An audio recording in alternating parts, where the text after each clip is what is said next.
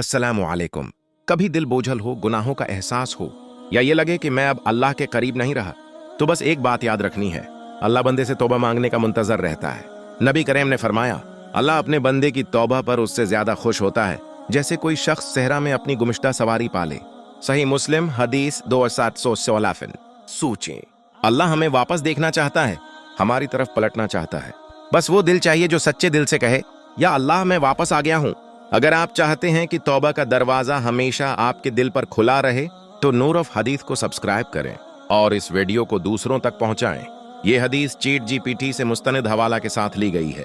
अल्लाह हमें सच्ची तौबा की तौफीक अता करे और हमारे गुनाहों पर अपनी रहमत का पर्दा डाल दे। आमीन। सच बोलो, क्योंकि सच नेकी की तरफ ले जाता है और नेकी जन्नत की तरफ।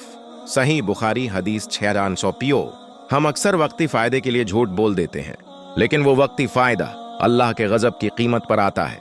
सच कभी कभी तलख होता है, लेकिन दिल को आजाद कर देता है, और अल्लाह ऐसे दिल को पसंद करता है जो सच से लबरीज हो। अल्लाह हमें हर अमल में इखलास अता करे और हमें उन बंदों में शामिल करे जो सिर्फ इसी को राजी करने वाले हों। आमीन।